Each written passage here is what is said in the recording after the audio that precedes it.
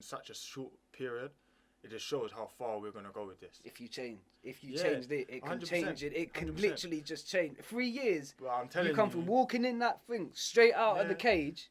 100%. From the wing to the, I'm gonna call this the wing to the ring. That's what I'm gonna call it. That's what the documentary's called. Still, that's gonna. Oh, wait, so I won't call it that then.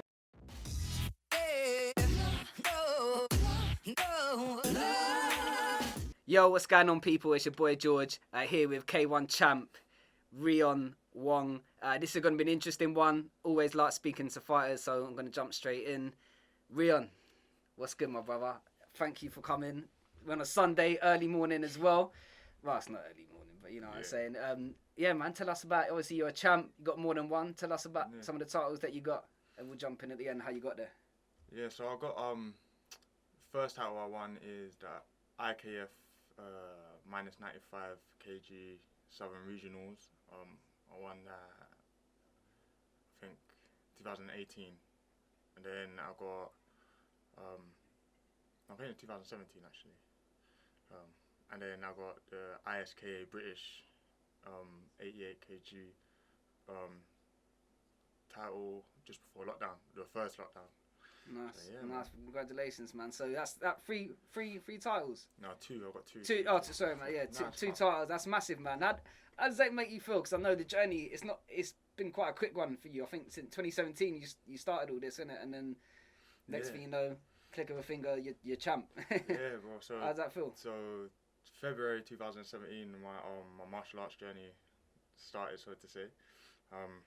So yeah, a lot's happened in a short space of time, and yeah, no, I'm just a strong believer in hard work and dedication pays off. Yeah, man, you're definitely dedicated, man. Obviously, I've got you on Insta. You're always doing some sort of training, like eating well. You're vegan. We'll jump into that as well. Always like to just get a bit of a background story on people, man, just so like people watching can understand, because it's all well and good saying K1 champ, but you're actually a lot more than that. As I said, you're a dad. You're also a full-time worker, and this is the rewards you've got from the hard work you put in. I feel like it's been a long journey for you as well. You've led a very interesting life. Yeah. So yeah, man, just like take us back to early days, man. Like tell us about like your family life, how you grew up and things.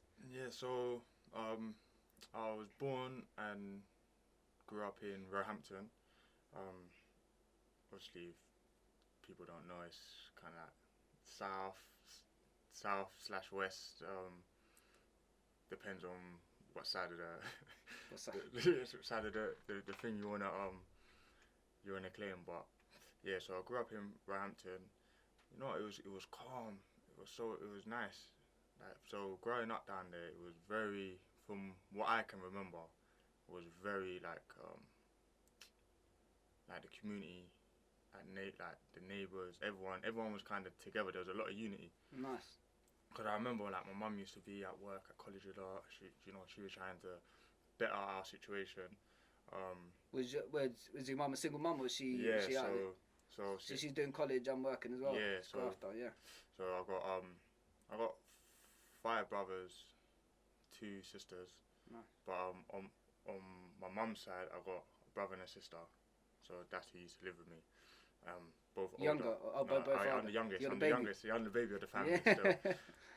But yeah, so obviously, I think for my mum, especially being a single parent, she was trying to change things, like, as I say, change our situation. So obviously things that being a parent now, I can now appreciate a lot more. You know, that she obviously had gone through things. My brother or my sister, they had gone through things. What do you mean? Like, just, I think being a parent, you kind of realise you don't want your children to go through things that you may have gone through. Yeah. And every generation, you try to better it. Yeah, yeah. So when it come to me now, because there's quite a big gap. So I think my sister, between me, my brother, and my sister, there's about, I think it's like 13-year gap. So they were looking after you. Was your mum out working in the evenings and things? So yeah, but we predominantly come from like an active family. So like, obviously my mum's she was in trouble with police and stuff from when she was growing up, and her family and everyone. And then my dad, same thing. Then my brother, my sister. Like, it was just that continued that cycle. From what age? Like, what age were you around? Like, do you remember, like, understanding? I remember the house getting raided from, like, the house getting raided, the door coming off, all these kind of things were normal. That was normal to me. Like, that was normal. So I remember it from young. We had one of the biggest police operations happen when I was quite young there. You know, like Operation Bumblebee or something like. I remember like. Bumblebee. Yeah, They're man. making it sound nice. They're making it sound like Operation Bumblebee. Yeah. So that was a massive thing. Yeah. But yeah. So like that was quite a big thing that happened. It was on the news and everything. Like. Did you watch it? I was young. No, but I was young. Oh, I was young. But I remember the raid. I remember these things, innit? How did you remember feeling anything as a kid, or would you? Do you know what? Yeah. Were you like scared, or were you like pissed off or something? No, do you know what? I used to hate police. A lot, and that kind of stuck with me growing up. What the hatred? That whole authority thing. Yeah, I mean when they're banging through the door, like it's not Yeah. nice as a kid, even me? as an older, like. But I didn't understand what was going on. So you didn't understand. I didn't understand that it was why it was happening. Yeah. Do you see it? Yeah. So obviously that then kind of things was normal. Then when it comes to so that's why I think for my mum, she, especially having conversations with her now as I've got older, that she wanted the best for me, innit? So obviously she was working full time and plus then started to go to college to try and better herself and then better our situation. And then I was with my sister a lot, with my brother a lot. My brother was active, like he was out and about. Obviously they was young as well, innit? So they're obviously doing what they're doing. So like I had a lot of. Everyone's trying to look after each other. Like some of these, like even, like from my experience, even when you do like. I don't want to say bad things, like when you do things that you know you probably shouldn't be. Yeah. Sometimes it comes from a good place, innit? Like 100%. it come to like provide for people. It come for like 100%. stuff like that. 100%. So, how old was your brother when he was in doing things? Yeah, he would have probably been like I don't know, that's 15, 16 onwards. But I know that they were all active from young as well. But so was a raid for them? No, so that was for my mum, my dad and that. Do you get me? Yeah. But then obviously after these things started happening is when my mum was like, right, she has to switch it up or whatever. And then, so obviously used to go there, went Heathmere Primary School down there. And then it come to a point where I remember they was like, well, we're going to move to Croydon. We're going to move because they wanted a better... like a better life for me, innit? So I know that everything that was happening was coming from the right place. Like you say, our intentions sometimes are for the best, but we don't always know the outcome of our actions. Yeah, 100%. So we moved to Croydon. I think I was in like year 5 when we moved to Croydon.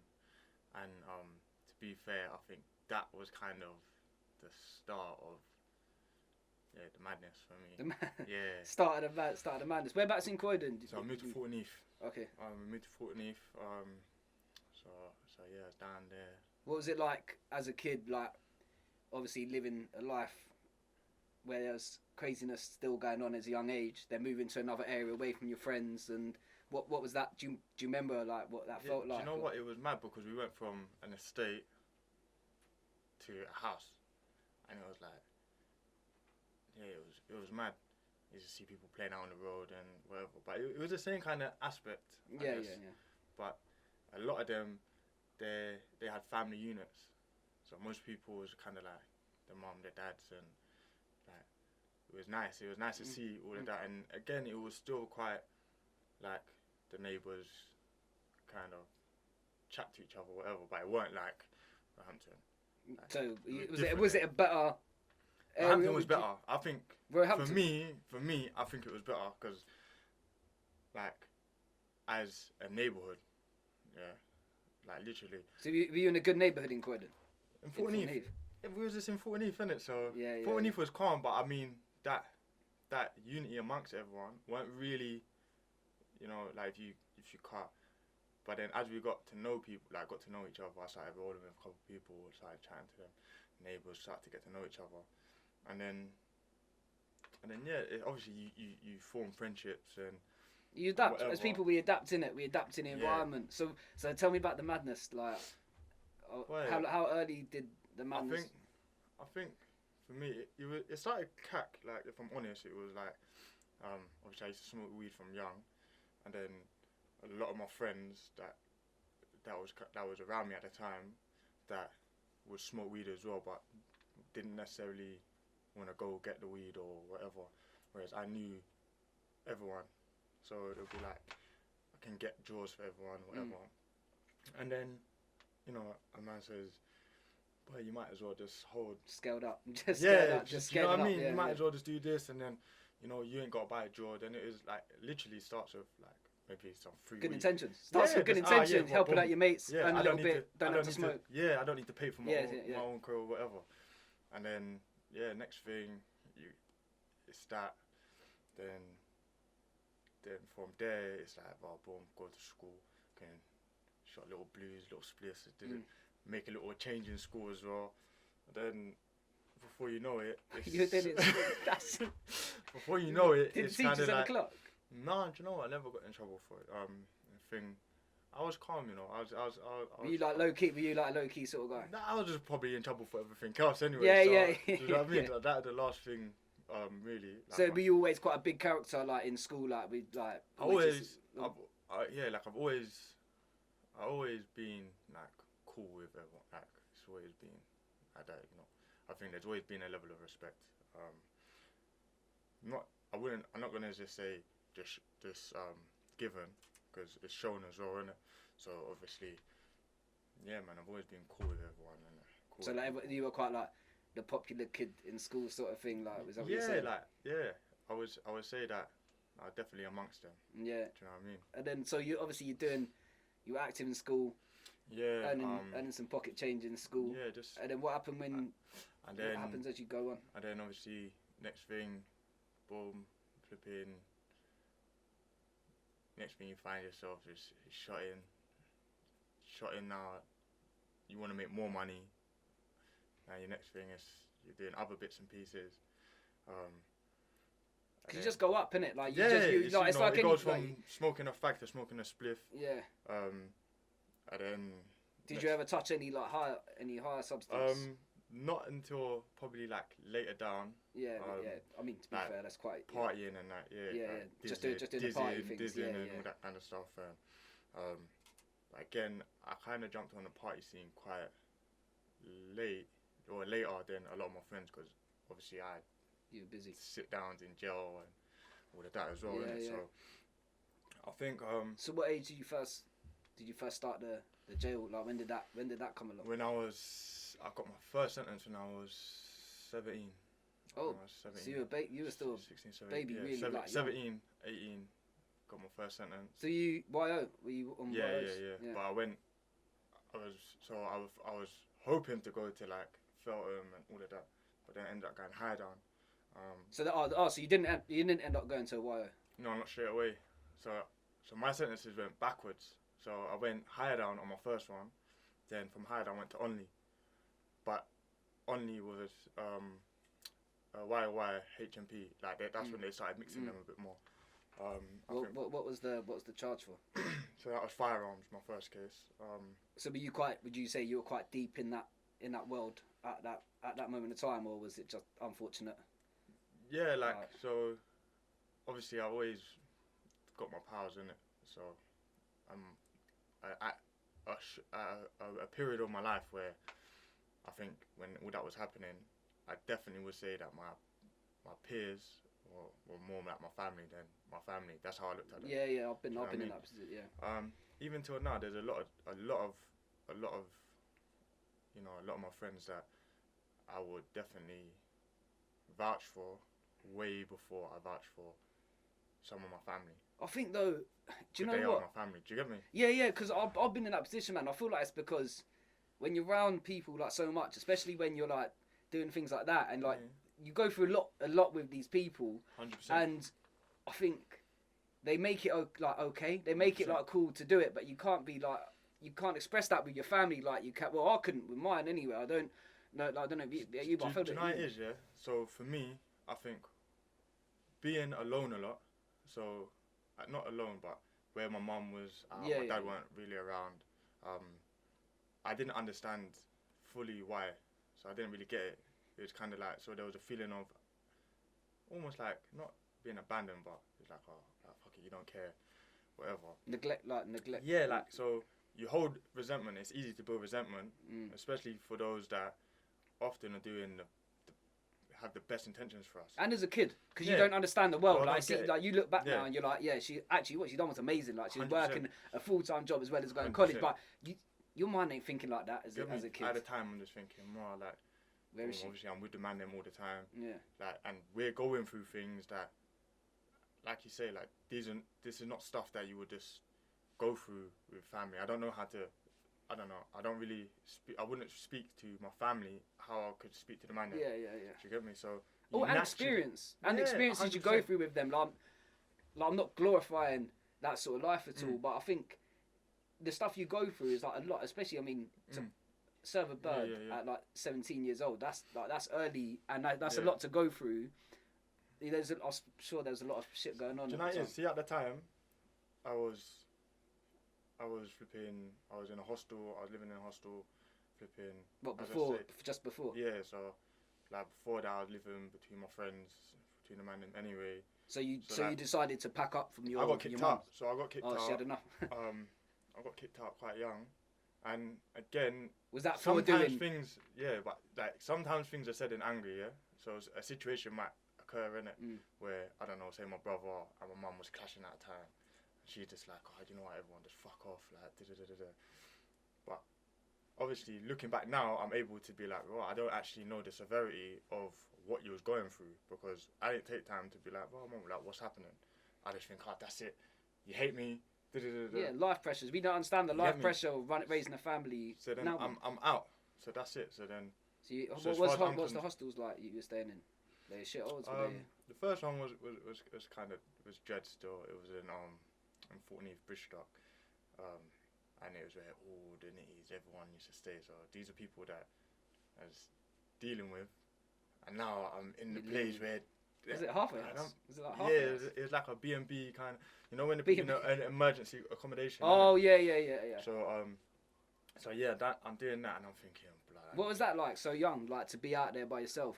I was on my own. I remember from young, I've kind of held myself down anyway. So. But then going from like being alone at like a family home, and then being in like a hostel. But it was all to me in my head. Normal. It was all normal. This is all preparation, isn't it? So it's like I remember one time thinking when I actually got my hostel sitting down. Boom. I remember being in the room thinking, I know I'm gonna go to jail.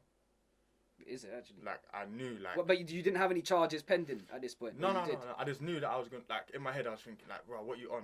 Like, So to me, like going to prison was kind of like you go to school, you go get a job, you go to jail. Yeah. Like it was normal like that. Yeah, well, because you were conditioned. Because that was conditioned in a way to the environment and what was going on as a kid. Because that's not. Like, not everyone goes through that, man. You know what I mean? So like growing up, going on visits. You know, seeing. So you were going in prisons? Yeah, going seeing numerous people. My dad's in jail. I think I was in. I think I went to visit. My mum took me out when I was born to obviously see my dad, innit?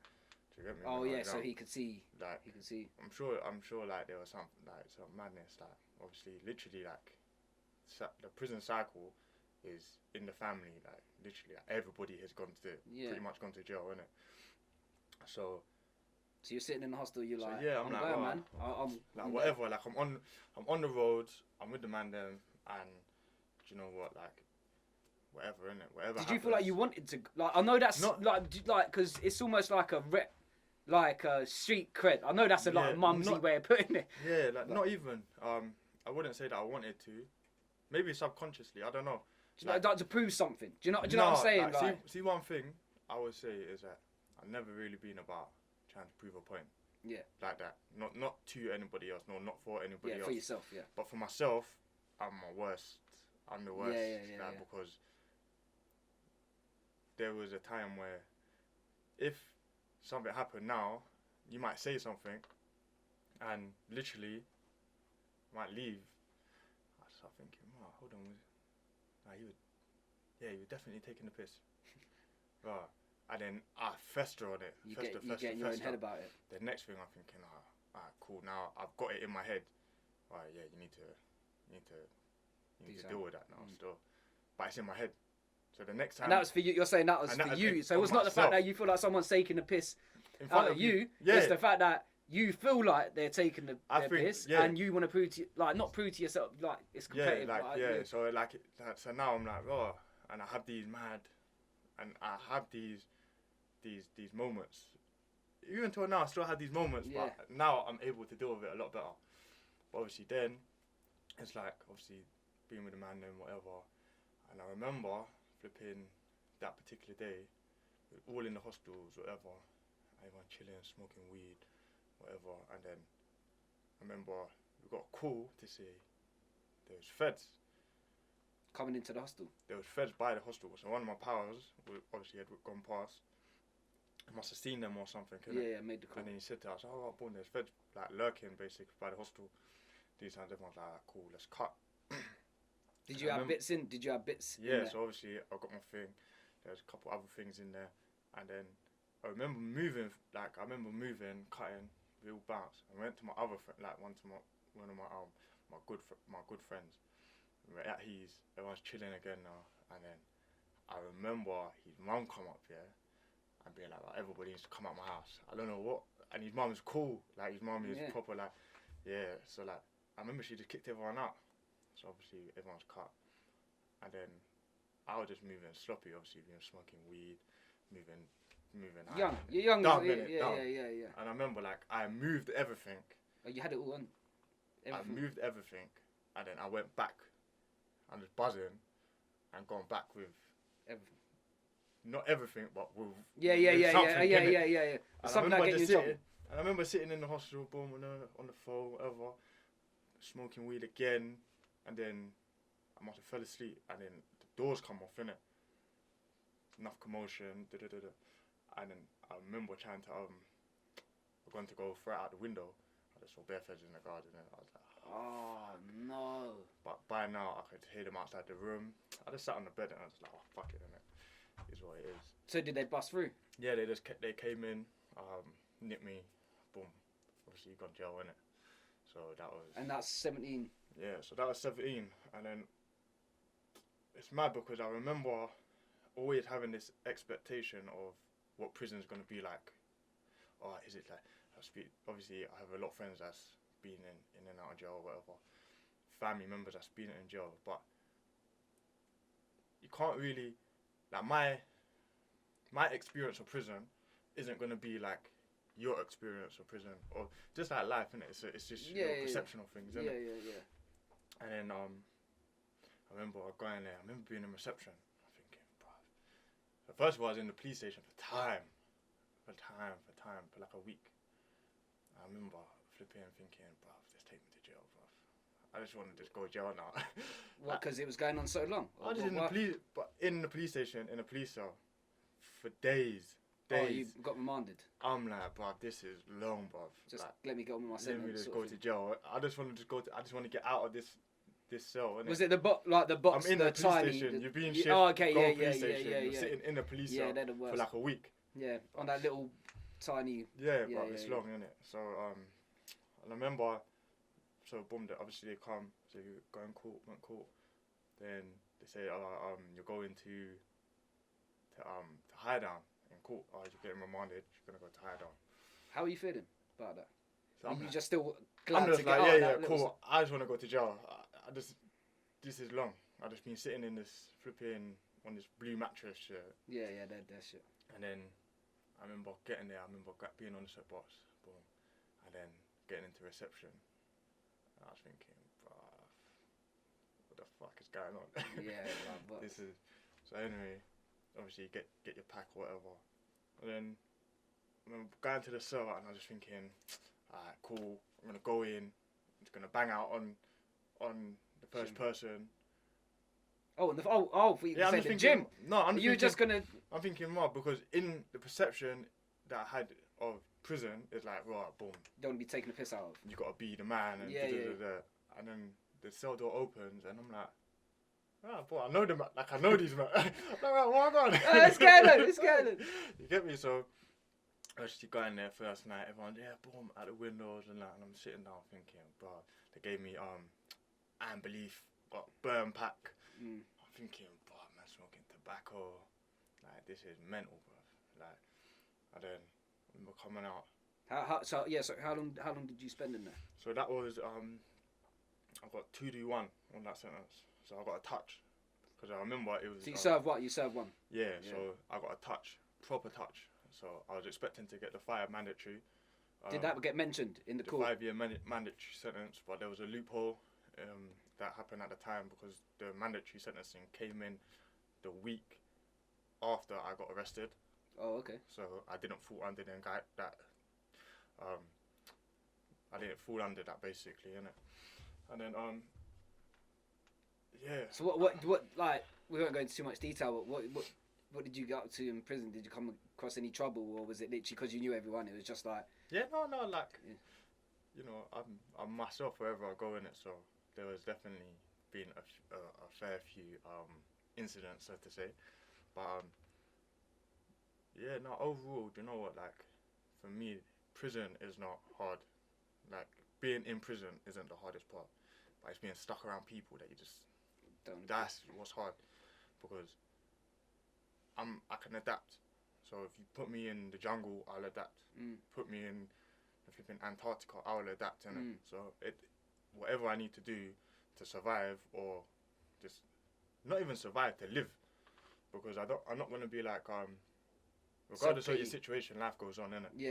Do you get me? Yeah. You're not gonna be like a victim of your own. Especially at the time, I'm thinking.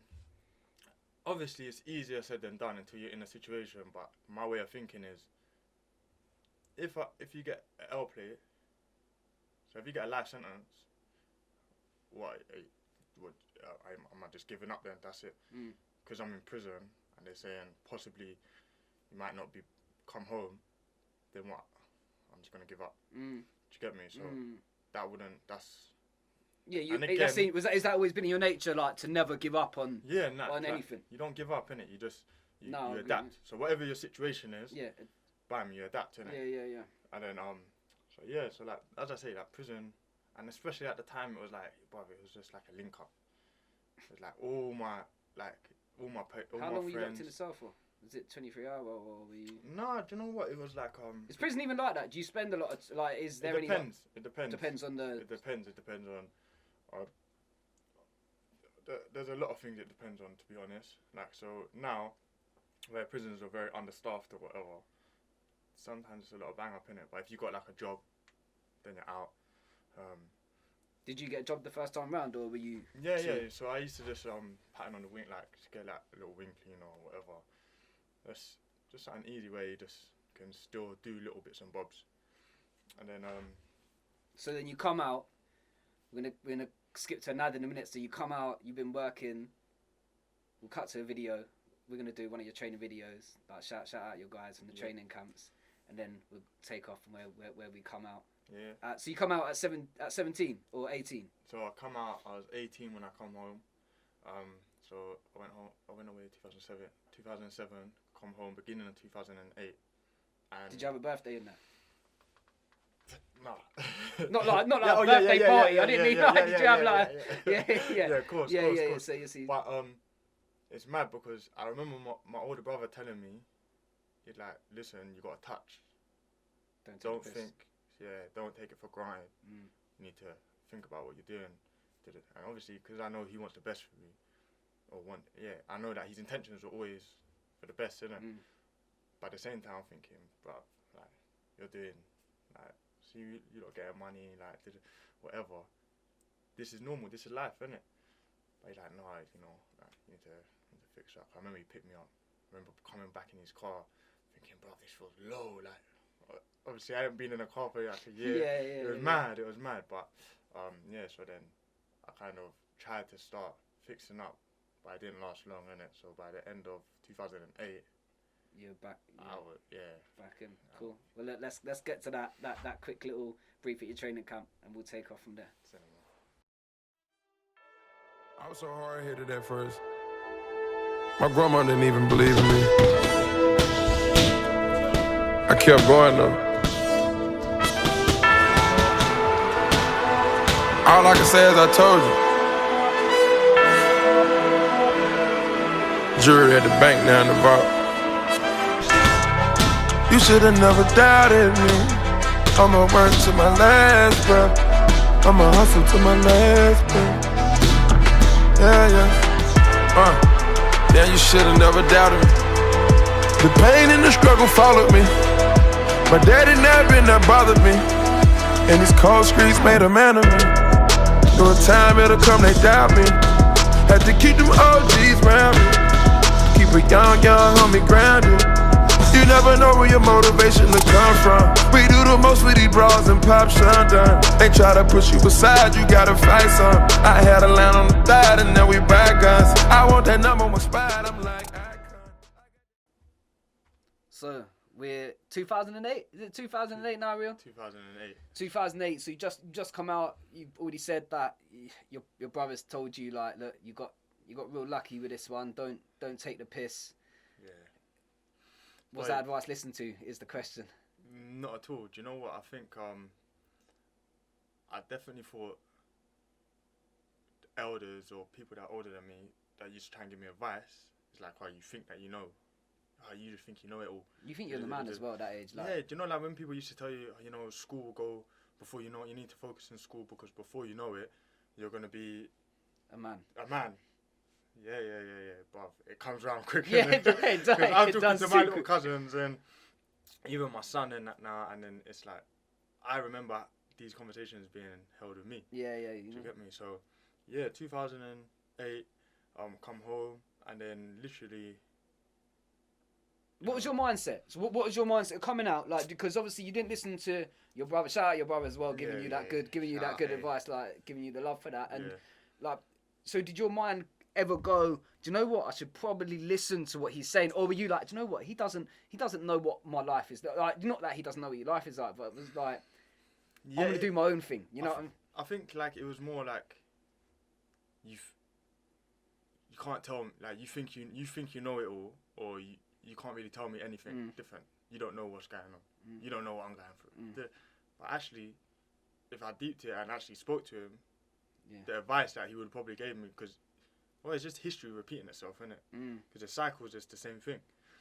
So then, yeah, my mindset was just like, but that's jail. That's the punishment.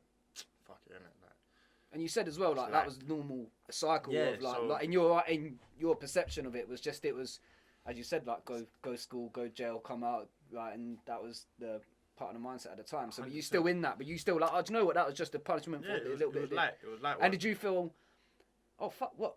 Well, I had a firearm and that 1 year. Like, were you a bit like that? Like 1 year. 100%. You expect something, and it's like, oh, actually, things. It's not that bad. Yeah, it's an idiot thing. And again, for me personally, bro, like it wasn't that deep in it. Like being in prison, especially at the time, I didn't have no responsibilities and that. I was like, oh, it's light, innit, whatever.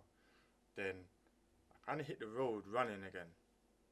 But this time, obviously, my pals were in problems with people and whatnot. And my biggest problem or issue, I think, if something happens with me, if I'm in a situation, I can deal with it a lot more rationally, yeah. But if you're with me and something's happening to you, I become very irrational. So you care a lot about other people, like about the people you're close with. You protect them. You love them and take care of them. So, like, literally that, like, for my, I remember, like, I look at my friends, like they're my family, innit? So there's nothing that, like, I'll ride for them, innit? That, like, simple, innit? That's how that's always been my mentality. And has that ever like stabbed you in the back? Like, if you had boys that you'd be riding for that wouldn't ride for you back? Yeah, like, definitely. I think not everybody is on the same page. It's gift of the curse in a way, innit? Like, Yeah, because like it's a 100%. great gift to have, but I feel it's got to be used with the right. But then you gotta understand, yeah, not everybody's got it in them. Yeah, as well. it's true. And everyone's got different stories as well. Like, you know what I mean? Like 100%. sometimes it's not even like that deep. It's not that they're trying not to ride for you, but their riding for you could be different for you, right? Do you know what I mean? 100%. So I think, so yeah, so like so much madness. Like there's so much that happened. Like 2008 was a mad year. And I didn't even last the whole year. By the end of the year, boom, I got nicked. I had a couple of cases, but the main one I ended up on a 9-year sentence. And that was 9 years, bro. Yeah, and then at 18, it's 18 is this? 18 years old. No, so I turned 19, and then just after my birthday, so November I turned 19, and then basically end of November, bam, got nicked. So beginning of November, birthday, end of November, got nicked. And then they're talking about 9 years. And then yeah, it was on remand for I think a year just before sentence. What was it for? Like, were you So I had was it violent? Yeah, so robbery, false imprisonment, and torture, and then yeah, like. So you served. What was your? What did your brother say? Just out of interest, like, what was your? He was pissed. Yeah, I bet. He was pissed. Everyone was kind of pissed, to be honest. Were you pissed with yourself? Yeah, I was, because it wasn't even needed, and it was an idiot thing as well. There's no, like, it's not even, like, I can say, flipping, you know, it was something life-changing. Like, don't get it twisted. Like, I've gone to jail, and for what I've gone to jail for, it's definitely not worth that time. There's no, like, you realise that there's definitely no value on your time. Yeah, it's priceless, man. It's priceless. That's why they take it away from you. 100%, it's priceless, bro. So, yeah, it's like. So how long did you serve in the end then? So I got 9 years and I done 4.5. So I had to serve 4.5. 23. 4.5 out of that. So I was, just turned. No, I actually came out at 24. Come out 24. Yeah, come out 24. Come out to 25. So I was doing that. Were all the boys that you were with at the time, would they come and visit? Like, were they there for you? Like a handful. Majority of them ended up on their own cases. Oh, is it? So we ended up linking up in jail anyway. Yeah. Do you know what I mean? So, like, and at that time I was in Feltham, so I went Feltham. Everyone was like, it was mad. Did you change prisons in the time of 4.5 years? Yeah. So I went to, I think, four. Oh fucking hell! What, did they change it that much? Is that normal to change it like that? Something like that. Like, yeah. Or was it like because you were getting in trouble and that? No, do you know what? Because you're smirking like there's a story to that. Yeah, like. no. So I went obviously in YO. I went Feltham. I went Portland. And then from Portland I went to Coldingley. Then from Coldingley I went to Stamford Hill, which is open prison. So what, like open when prison? When I went to Coldingley, obviously that's adults jail. So, and then one of my cousins, he was doing a big sentence, and he was telling me, come to this jail. He's like, boom, he's telling me about this open prison or whatever. So anyway, I just wanted to go and link him. I hadn't seen him for a few years or whatever. So I went in there. I ended up getting shipped there, and then he was just breaking things down to me. Like, as I say, like, a lot of my family been in and out of jail, innit? So he was in that cycle. So when he's explaining certain things to me, I can see myself. Yeah, relatable. It's relatable. So I'm kind of starting to deep things now. Like, what was he saying? Well, like, he's been in and out of care, in and out of detention centres, all of that since he was like 14, 15, innit? Yeah. So maybe even younger than that. And now he like my older brother's age. Same thing, innit? Obviously, till now he's still in jail. Like, so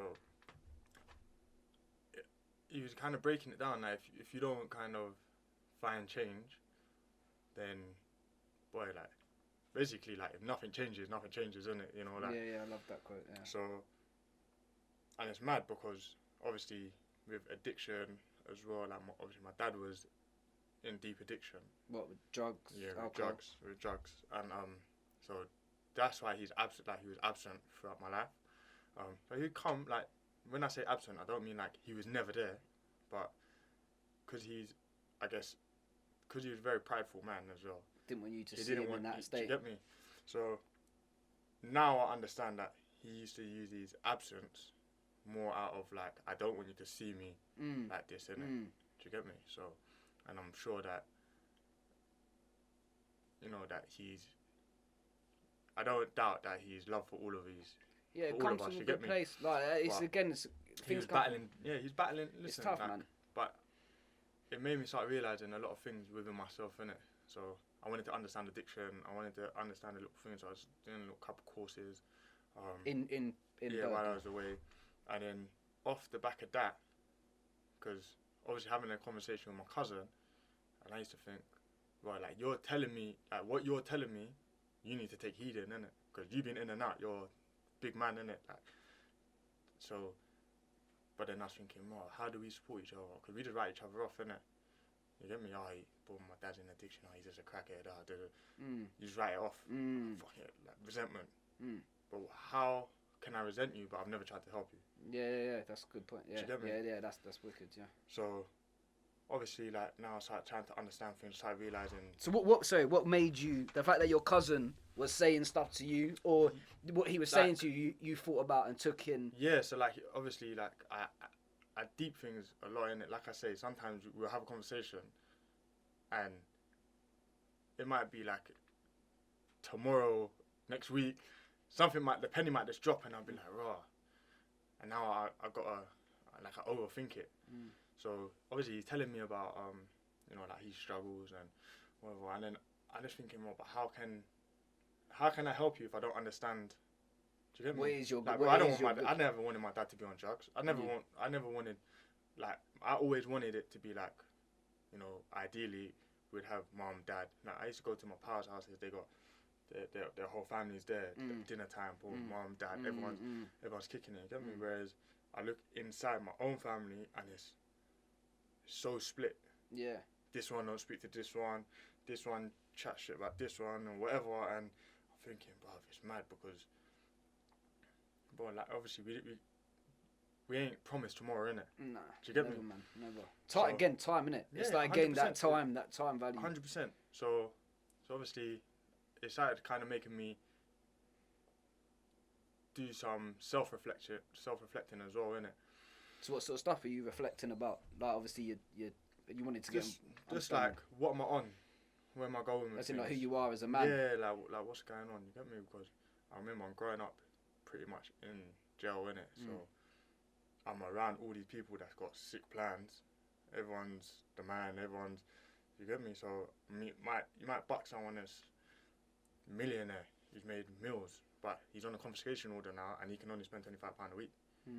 Bro, that piece is not like, it's nothing. Yeah. It don't mean nothing, can it? Yeah. So how was that when you were reflecting on yourself about who you were? Did you find that easy to do? Did you find yourself? No, because remember, we're trying to do things, make money or whatever, thinking that we're gonna be. Well, for me, I was thinking, yeah, like when I make this amount of money, or when I do this, I'm sitting down with people that's made triple, like Illegally. 10 times. You're talking about illegally. Yeah, like, yeah, illegally, yeah. like 10 times more than this. So, and now we're sitting down in the same place, and it's just they're saying, boy, they've been doing this for however long, for how many years, like running clean, like getting away with it, and then bam, it's just caught up with them. So then I'm thinking, shit, like what am I doing? So I start reflecting, like, alright, cool. So what sort of battles were you going? Because I found when I dug deep myself, always found myself battling between like who I am and my ego. Like my ego was really like stepping, like step. Did you ever find that you were battling in yourself? Like, yeah, 100%. I think I'm my worst. I'm my biggest enemy, my biggest critique. But then on the same side, when I learned to flip that, I'm my biggest motivator, my biggest supporter, my best friend. Yeah. Do you get me? So, and I've spent a lot of time on my own reflecting. So in cells, wherever it is, it's time to reflect. Yeah. So I kind of thinking, right, boom, I need to sort it out. And then through my sentence, I started kind of fixing up a bit. Then. What do you mean? So I started kind of like more planning. Do you get me? What were you planning for? it's like, right, like, what do you want to do? Do you want to have a family? Do you want to, like, starting to understand that? Where you wanted to go. Yeah, You wanted to what put the route? destination in. Yeah, You wanted to put the there was no postcode in. destination before. Yeah. Do you get me? Just like, Well, oh, prison. fuck it. Like we prison just, was yeah. in a we way. I manifested it. Yeah. Do you get me? Yeah. So- 100%. So it was just like, right, like, obviously, boom, this, I'm on the road with the man, then we're going to make peas, boom, we're going to live life and whatever, and then, like, that's all good in the moment. But, And you, bro, what and you doing? Like, what am I doing? Like, what so the am I intention, on? Yeah. like, so I've got this thing, Reon, at the moment, yeah, which I think you can make a right decision wrong and a wrong decision right. And I think, like, the decisions that you were making, they come, like, you wanted to make the money naturally. Like, I feel like as like young men, like that's what it's about, innit? Like, you don't think, but it gets to the point where you want to flip that into something like, I mean, you mentioned like a family, and like you didn't want to manifest like any more pain. Like 100%. ultimately, like you were doing this, but you had to sacrifice and stuff and get a consequence. But what you were doing, you were like motivated. Like there was skills that you can use in a legitimate way. Yeah. So for me, it's like, and like, so I used to enjoy it. So the madness. Yeah. I proper enjoyed it. Like I'm not gonna try and be like, oh, you know, like, of course, like, no. Bro, you do things for a reason. You don't get caught up in stuff like that if you just hate it. I enjoyed it. I've always enjoyed the madness. And then I think, when I came home from this one, I was like, right, boom, obviously, met my missus, and I was like, yeah, boom. I was home 4 weeks, and I had a plan. Boom, gonna settle down, gonna get a job, gonna do this and that, and then I come home here, and I was like, yeah, listen, back on the road. They're gonna do this, gonna do that, and then within what made you fuck it off? What made you go, you know what, nah, I want to jump back? Was it because I made a plan? So I had a plan, yeah, but I had no way of. I didn't have. So I knew what I wanted to do, but I didn't have a plan of execution. You didn't have the vehicle. I didn't have the. I didn't have the. You get me? Yeah, yeah. So it's like, I'm gonna do this, but there was no strategy. There was no. So there was a goal, but there was no planning. I should say it more like that. I had a goal, but I had no plan on how I'm going to achieve that goal. So it was easy to get sidetracked. Yeah, so you didn't have clarity over, like, everyone. We set goals as people. That's what we do. And because you can imagine yourself, but you know, step by step, right? Yeah. This is the goal, whether it's short term, long term. You know, step by step, what you're gonna do or what you may need to do. In order to work towards that goal. And that's what you missed. That's what you missed this time. There was no structure. Yeah, there was no structure. That's there, a good. That's So. Obviously came home straight away, back partying, this, that, link the man, and then within 4 weeks, got into a madness, me being me. Could have definitely been avoided, everything, but yeah, ended up getting stabbed. Oh fuck! And then, yeah, I was in a bad way. So I was in hospital for about 3. Where did you get stabbed? In my stomach. So I got stabbed in my stomach. Ruptured my colon, my intestine, and my back muscle. Oh fuck it! No, that could have been it. Still give it a good go. Still had it out. Still, yeah. No, silly. But you still didn't start. You didn't let that. Yeah. Stop Do you know what? Like, as I say, I was just moving. I was moving hyped. The whole situation didn't need to happen, but because my mentality was different, ended up getting into an altercation, fighting people. Like, could have just. So you always had this fighter stance. Yeah, you always back been down, like, whatever, innit? You know, they say live to fight another day and all that stuff, innit? But we've got on your shield. And then, so that's happened in hospital, and then. And you had your missus at the time. Yeah, my missus like, yo, I'm pregnant. Like, oh, you found it out in hospital? No. I knew that she was pregnant, but she's like, listen, what are you doing? Like, yeah, because she was going through it. Yeah, like we're gonna have a son, like we're gonna have a little one. How did you feel about that when she was saying that to you? Like, how did that make you feel? Bro, do you know what? Like, to be honest, I think some of the conversations that I had to have during that time was probably like the hardest, because I had to let go of a lot of things that I proper proper didn't want to, which then put me into a dark place Like what? mentally. Not like what did you have to let go that you didn't really want to? Obviously, that lifestyle, that whole, you know, wanting to do what I wanted to do at that time, innit? You know, flipping, reacting, Yeah. and Committing to someone else in a way, like Yeah, thinking outside of who. do you know what it is? Obviously, this has happened, and it's like I'm gonna just take this L now, and that's it. Like, no, bro. Like someone's got. Remember, like I say, I fessed on a lot of things, innit? And then being where I was at, especially, it's not hard to find each other, innit? So, but then my missus, like, obviously, look, you need to switch it up. You need to just allow it, whatever. And it was kind of deep at the time because I could see how much pain She was and suffering that I was putting my family through as well. And you, at this moment, you knew as well you wanted a family. You acknowledged in the past that you Do you understand? like you had family. You like the thought of having that family. So, Yeah. so But you at the same time, you had I that. had that thing where I enjoyed the madness. So to me, it was like, wow, boom, it's on. But then it's like, okay, but And this is all going on in the hospital. This it's is all going. all happening, yeah. All Yeah. happening. And then eventually, I obviously come out of hospital. I was homebound. How long were you in hospital I for? was in hospital for about 3.5 weeks. I think Fucking it was hell. about 3-4 weeks. Then I came home, and I was homebound for about 6 months. So remember, I've come out of jail June 2013. July 2013 got stabbed, and then so pretty much the whole of July I was in hospital. Then August, pretty much to Why are you home? Why you say homebound? homebound because obviously I Oh, was recovering. recovering.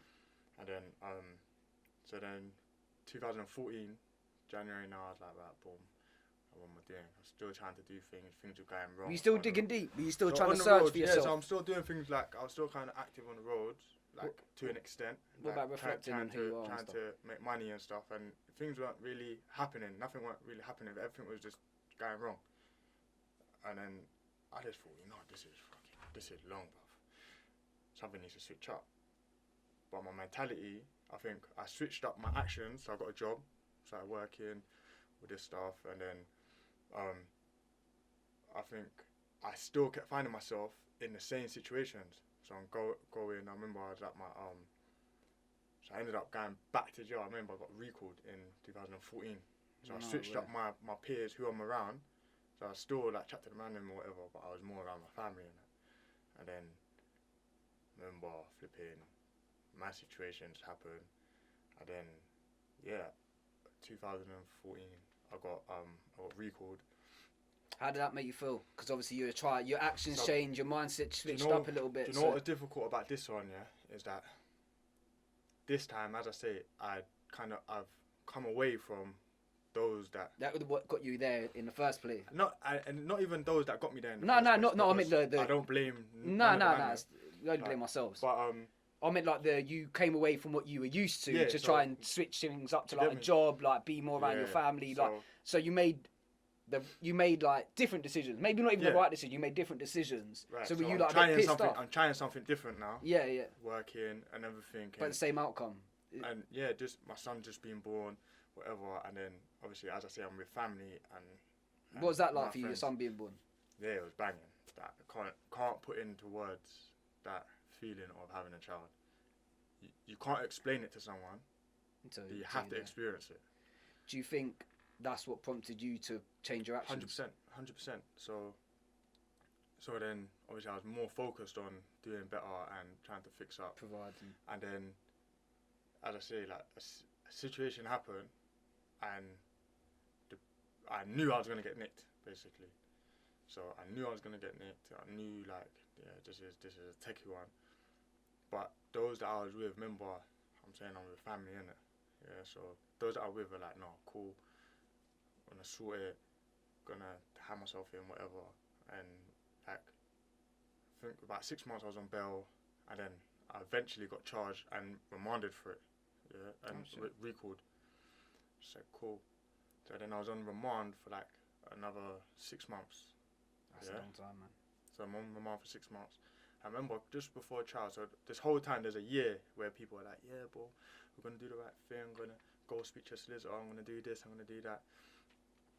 And so I'm like, cool. And were you still work when you were on bail? Were you still going to work? Yeah, I was going to work. So you didn't give up on changing your actions, like you still committed? Because as far as I'm concerned, you're gonna go and you're gonna sort this out. You're gonna own your thing in it. So that's I'm gonna be able to accountable. Yeah, and I'm gonna be able to pattern up my side because, bro, I didn't do nothing in it. So cool. Oh, so you didn't actually do.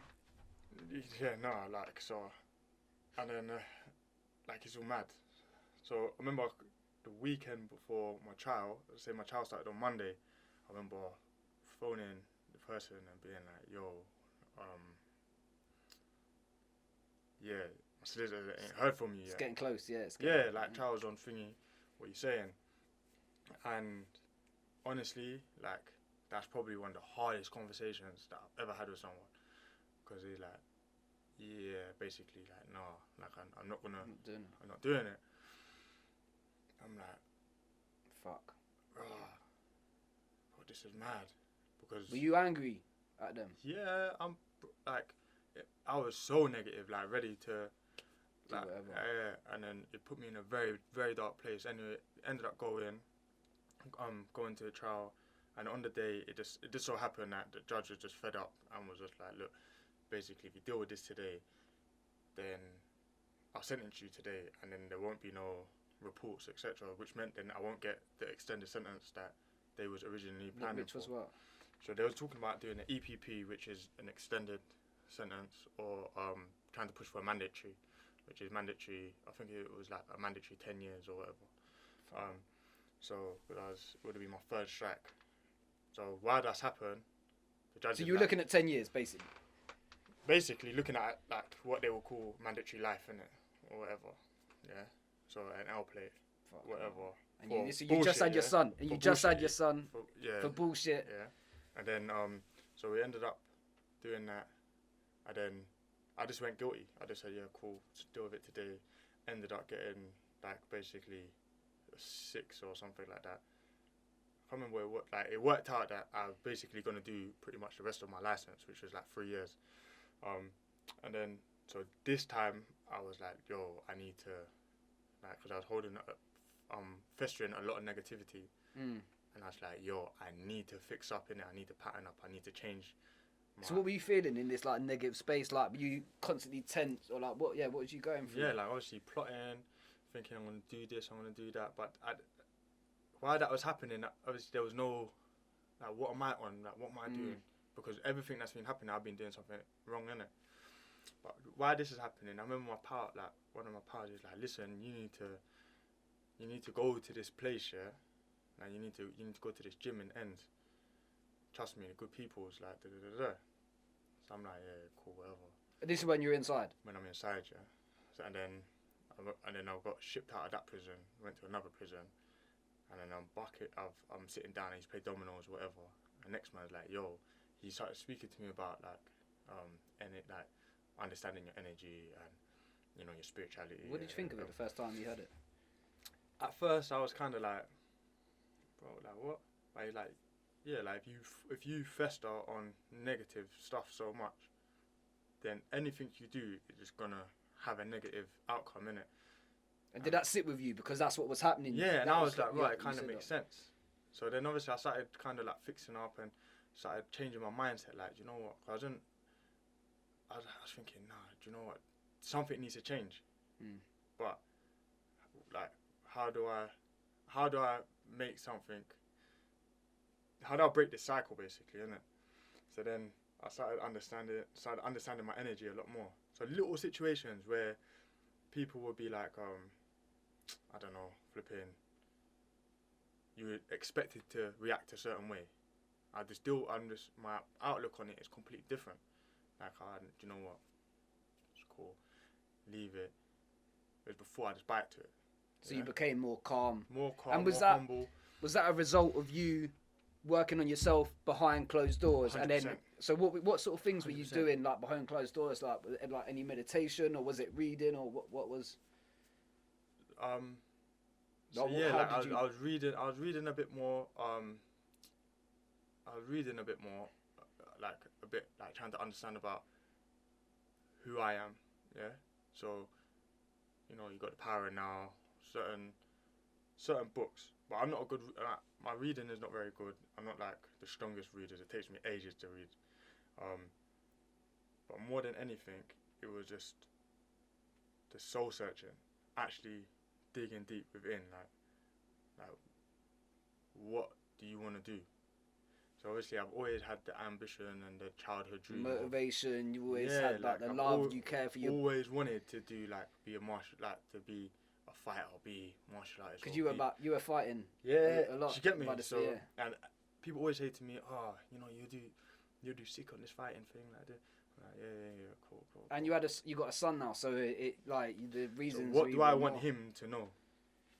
So then it came to, then I remember I bucked someone else now, and you're like, right, like, so now I understanding myself a bit more, and it's like, oh, you know, you need to go to this place, yeah, this gym, like, the good people, and I said, right, someone else told me about the same place, and he's like, you know, trust me.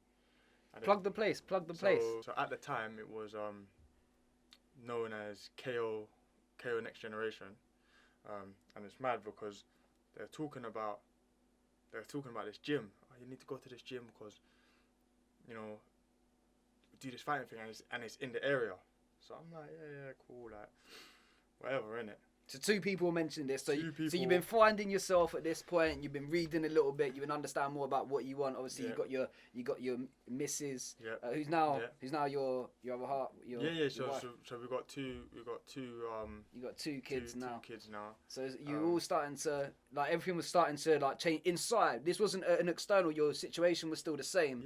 So like you're still locked up. There. So I just wanted to show people that even though nothing was changing like around you, in yourself you were changing, 100%. Which was your mindset 100%. was changing with that, because there's people out there, man, that like nothing's changing around them, and they think that it's because like they just think that's not right. But sometimes like you're living proof that nothing has changed around you. Something changes inside of you. 100%. So still in jail, still there, and basically I was just like, I remember speaking to, because I used to do like pads and stuff with my pals, and some of them were like boxers and used to train boxers, or one of my other good pals, he was one of the first people to start doing the MMA stuff over here. So like, and quite a lot of my friends outside at that time was jumping on MMA, boxing, doing little bits and pieces. So, but you never trained like apart from pads and things like that. You never never went to a boxing gym to box. Never been anywhere and dedicated any time. So. Like, and when I say pads, I'm talking like, obviously, like, shout out them man that was with me on the wings. They know, like, there's times we made pads from like flip flops. No way. Or like old pillowcases and that. Yeah. So we're not talking about the nice pads you get. Yeah, but then there was points where we would have them pads. So where we do little parcels or whatever and get bits in, and it's mad because people are like, usually want to get in mad stuff, and we're like, yeah. So what we're gonna do? We're gonna get some pads in and some mitts. We were like, bro, like, we need phones, and I was like, yeah, we got phones, but you get me? Yeah. But anyway, So yeah, I'm in the jail, being told about this gym a couple of times, and I remember the officers come to me one time because I was a gym orderly. And they said to me, oh yeah, we got a seminar that's going to happen. So basically, you can sit at the sports hall. It was the gym, innit? Bro, it was the gym, bro. Fucking it was the gym, like, so Master Sam Nankani came, and Kieran and Monster Davis come. Shout out both of them. They came in, and bro, it was just mad. Like, obviously, I was like, calling me here, what's going on? Did you think it was mad that you've been mentioned 2 times and now they're coming in? Or so something inside of me, I don't believe in coincidence, innit? No. So from the second that when I mean like I landed on the wing, when I got recalled in 2014, I got recalled. Within that a few weeks, my power was like, bro, like you need to jump on this thing, onto me. You need to jump on this thing. And every other day, you need to. Yeah. Shout out that man as well. Yeah. He knows who he is. Yeah. Blu. And then obviously go to another establishment, and then someone else is telling you the same thing basically. Do you get me? Yeah. The signs are there. The universe is telling you. And then next thing, bam, that particular place is come in to do a talk. Yeah, man. And because obviously, like Master Sam, he does that. Obviously, has the community side. So for SN Combat Academy, which is the fighting gym, the martial arts gym, and then you have TBCC, where he does a lot of community stuff, charity stuff as well. That's the charity side of things. So he's active in his community. He's 100%. taking. Yeah, I love that, man. 100%. We need people like that, and he talks at prisons as well. Yeah, but I know that he done it this time. That time. Yeah, so this is what I mean. That this thing was bigger than me. Yeah. Because it was something that I don't think he had done before. Do you get me? That's fucking crazy. Yeah. Bro. And so so I'm sitting there and he's talking his story, telling us his story. You know that he was out. He hadn't fought for like 10 years or something, and he was he got a mad injury whilst he was training, and he was told that he would never fight again, whatever. So obviously now he's like teaching people, whatever. This guy, he goes and takes them to the Grand Unified World Championship. So the students at the time, and then he basically enters the competition as a veteran fighter for himself. Remember, he hadn't fought for 10 years. Yeah. He was told that he would never fight again because of his injury. And basically at the Grand Unified, at the World Championships, what they do is you have like K1, so you have kickboxing, you have MMA, grappling, so just submission wrestling, and then you have MMA. So usually you'll take someone and they'll do like kickboxing, and then someone else might go do the thing. So he entered all three disciplines. Yeah. After 10 years of not fighting. He entered all three disciplines, and obviously he He bossed it. All three. So he won. I think he got gold, and a silver. Yeah. Oh, so he won every single one. Yeah, he never done. And is that all in the same day? Over this like a period, so it was like a couple of days. But sometimes he was fighting twice. I think he had 2 finals on one day. Like, it was mad. And this is, and the like where it is, the World Championships is not like Mickey Mouse, like down to, like, this is proper proper things, isn't it? So when he was telling me about his accolades, and I said, yo, Did you feel like an energy? Yeah, I said, this is the real deal. Like, I need to be involved in this. And then obviously Kieran, shout out Kieran as well. Like, he's same kind of thing, you know. We come from the same area, we know of each other, but we didn't proper know each other like that at the time. But we know the story, innit? You know, trying to come away from the roads basically, and he had won his title, and man, I just said, do you know what? And I remember I was talking to him and saying, so when I come home, remember, I don't know when I'm coming home yet. So I'm in the pro window. I've been in the pro window for like a year. You still didn't know at this point? Yeah, I said to him. So at this point, you could still be doing a life? No, not now. I knew, but basically at that point, I was fighting for my release, innit? Oh, okay. Yeah, I understand. So you knew you were doing what stretch you were doing, but you didn't know your release date. So I was going to either end up being till like the end of my license, basically. Yeah. But because I was on a recall, I could get parole, innit? Yeah, I get it. And I kept getting told for a year, next week. Oh, for a year, bro. Fuck that, for a year. I promise you, for a year. Next year. Next week. How does that mean? Because that is preparation for this, do you understand? Do you know what I mean? So when I say I had to change my thinking and my understanding of everything, because I was then thinking, bruv, nobody can be in control of me and what my actions other than myself, yeah? Yeah, 100%. No matter what happens. External, you can't. Yeah, so no matter what happens, yeah, if I'm somewhere and you lock me in a room and it's just me and the four walls, bro, like, you know what, I'll find something to give thanks for, innit? Yeah. And I'm gonna come out stronger. Yeah. Do you think that's what a lot of people like? A lot of people get. I think well with social media these days, a lot of people rely on getting clout from. It's a like, madness. Like all that, and I think like what you're saying is you need to find that in yourself, because if you rely on the external world to give you that, bro, then it's peak. Like I didn't realize how mad it was until I came home. Because then, obviously, like I say, I saying to Master Sam, like I remember saying to him, I said, "No, yeah, I'm gonna come still." But remember, there's 100 man. Yeah, I'm gonna go UFC. Oh, I'm gonna do this. Yeah. And he's just like, yeah, cool. Yeah, cool.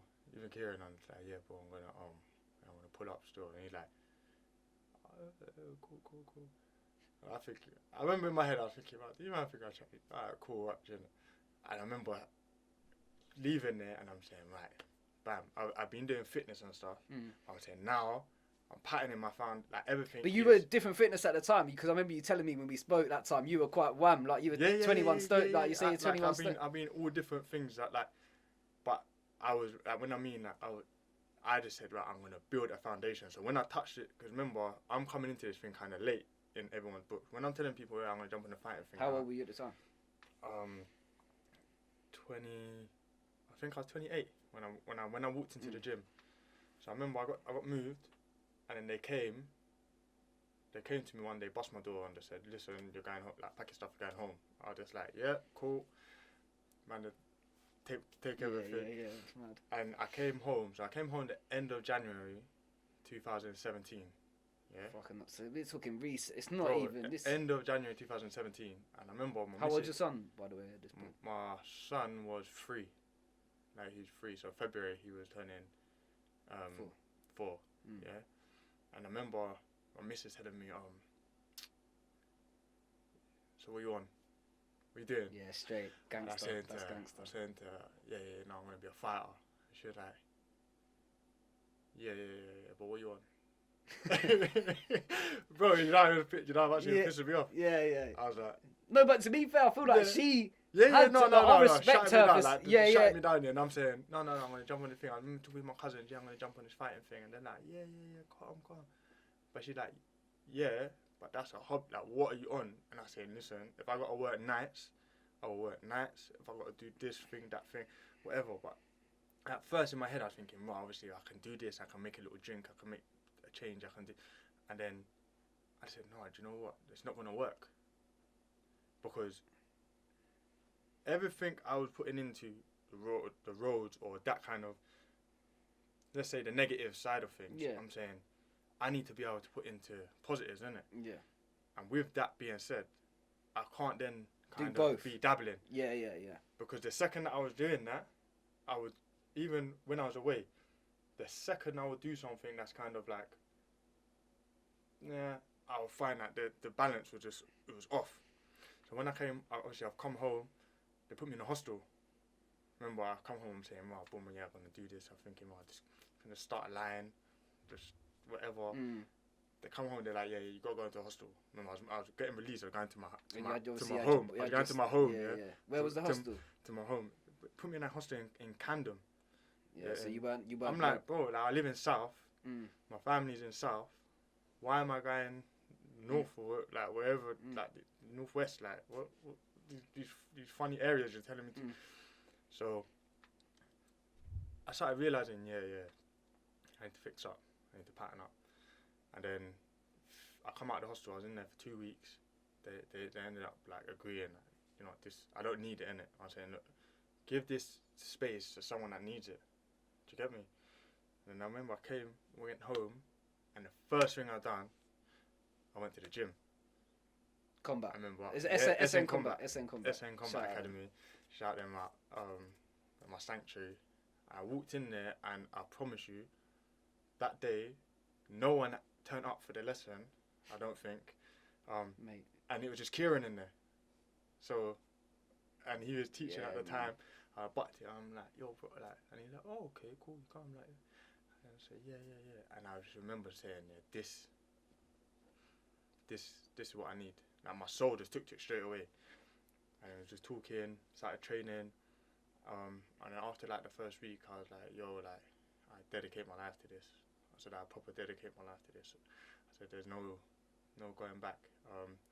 And from there, I was saying to Master Sam, like, so there was a What did they say to that, by the way? Could they see that your hunger? Could they see your hunger for it, or were they like? 100%, bro. There was classes from.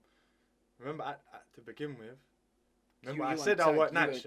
You weren't tagged. I started. So I remember my brother. Like seriously, like I can't thank my brother enough, yeah, because he's always tried to. He stuck by you. Yeah, and he's always tried to do.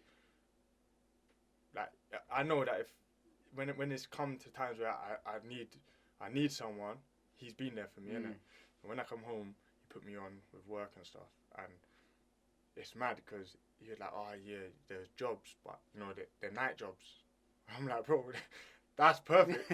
It's all coming. It's all aligning. It's all aligning. Before I was chatting to my missus and I'm saying, yo, like I'll work nights. Now it's like, okay, I'm working nights. Now I'm working nights. Yeah. Oh yeah, I'm training. So I used to literally like, I'd be working, say from like 6, 7 in the evening until like 2 in the morning. Go home, sleep, do the at the time my missus was working full time. Obviously she had to do what she had to do. Obviously while I was away, like with work wise. So I was like, I'll do the daddy duties basically. Obviously your job is secure. Do your thing, innit? So I would drop my son to nursery, fly to the club, do the sessions, like, but so there'll be like say 7 till 8 session, then there'll be 10 till whatever, then 1 till 2. There was quite a lot of sessions at that time, and bro, I just stay. You just stay. You go attend every session.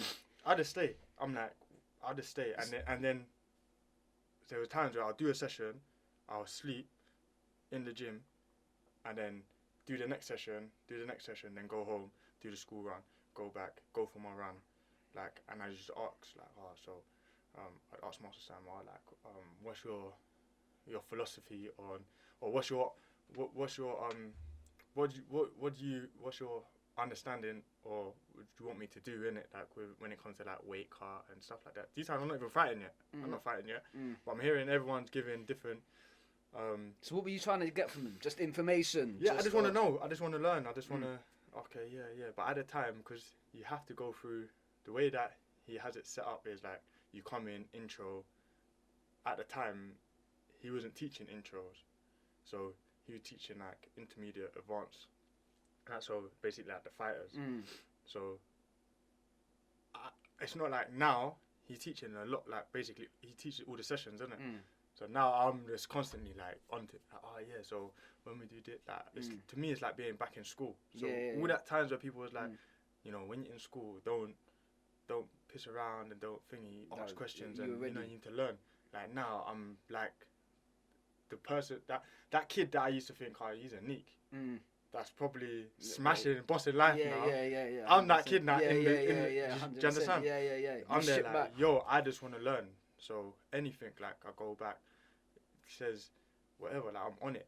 I'm just on it. I just want to learn. I want to fight. I want to be the best in it. So. I think it's what, do you know we were saying earlier about, you mentioned that you sort of had a destination but you didn't know how to get there, therefore you dropped out. But like now it sounds like you've got your destination, you got your journey, you got your everything that you've manifested. Like for me, I'm gonna say manifested because your mindset changed. You're practicing, like you were about that life, and because that happened, the destination become more real because 100%. That you're making every decision was aligned with it. Like you weren't dabbling in this, you weren't dabbling in that. You was focused on doing 100%. So this time round, I know what my goals are.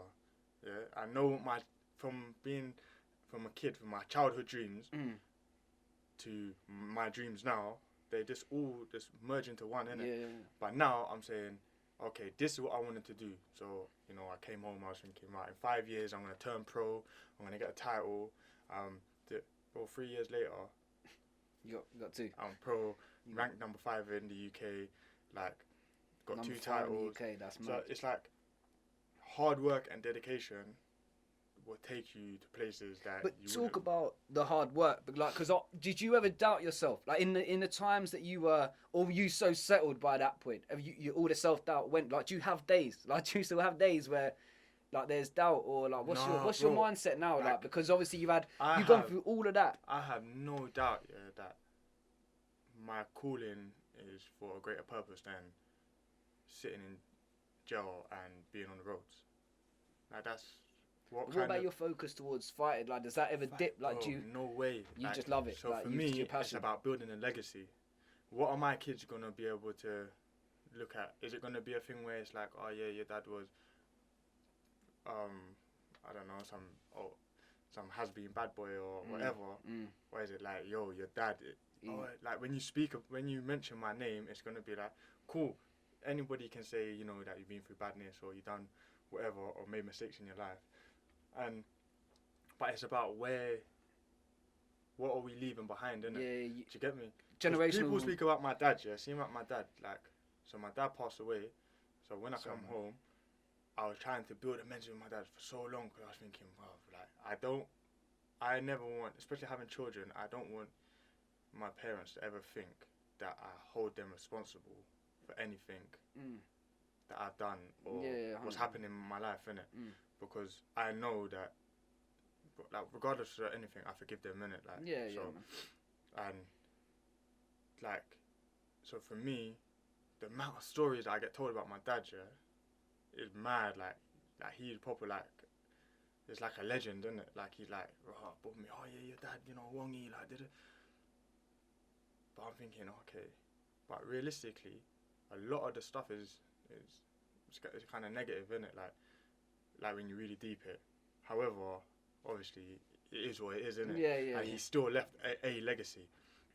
But for me, it's like, I want my kids to be so proud, and I want their kids, and you want to be you want to leave your mark on this, 100%. I think 100%. I don't know. I'm massive on like generational growth. I think like every generation, like we need to get better. Like my kids, I want, like eventually when our kids, I want them 100%. To be better. And I think, but I also think there's such things like generational like curses. Like I feel like we can hold, and I feel like you're trying to really break. You have to be the change that you want to see. Yeah. Simple. Like there's no if buts or maybes in it. So it's like we can dwell and say, you know, it is what it is.